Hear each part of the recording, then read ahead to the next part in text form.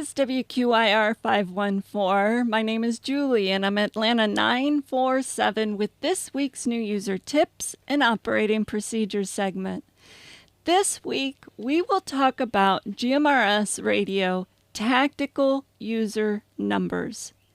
Probably the most common new user question we hear is, what is a tactical unit number, and do I need one for each of my family members? The FCC requires that all transmissions are identified. They require you to use the assigned FCC call sign they issue to you when you applied for your license. Keep in mind that your FCC license covers your entire family, and their assigned FCC call sign is the same for everyone in your family. Now, this is where I think the confusion sets in.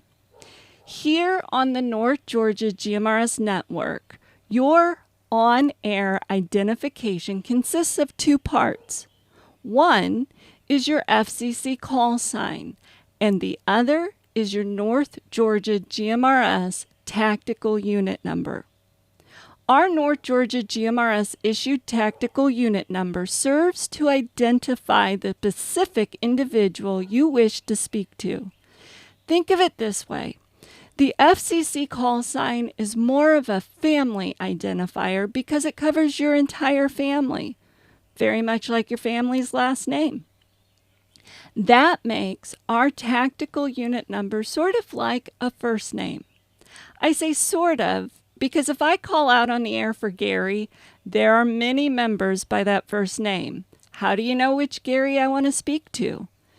TAC numbers are unique to each member on the network, meaning no two are alike, and consists of a region and a number. Most of us know one another by their tactical unit numbers and will call out on the network for someone using that TAC number. The TAC number is a more individualized identifier and allows us to call out to a specific user. Think of it this way. If I wanted to call out to my friend Kate Karen on the air and used their family's FCC call sign, WRMR367, neither Jeff or Kate would know which one of them the call is meant for. That is why North Georgia GMRS uses tactical unit numbers instead. It specifically identifies the individual on the network I wish to speak to. I would key the mic, pause for a second or two, and say, Atlanta 750, this is Atlanta 947, WQIR 514. Alternatively, if I wanted to call out to his wife, Kate, I would say Atlanta 751. This is Atlanta 947, WQIR 514. Let me break. So for the question, do I need a tactical unit number for every member of my family? Well, for each member who wishes to be active on the air, the answer is yes. However, if you have family members who won't engage on the network, then don't include them in your membership. They won't need to be members to operate in simplex out in the woods or across the backyard. But if you find out later you'd like to add that family member to your membership, you can upgrade by paying the difference for the next membership level. Just be aware that you may end up needing to change to a new sequence of tactical unit numbers because we keep family units for tactical numbers in sequential order.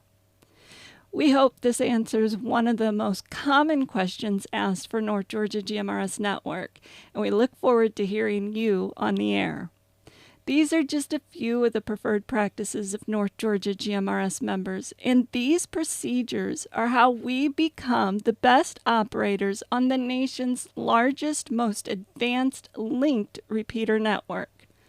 And remember, if you have any questions or suggestions for new user tips and operating procedures, send me a note at julie@ngmrs.org.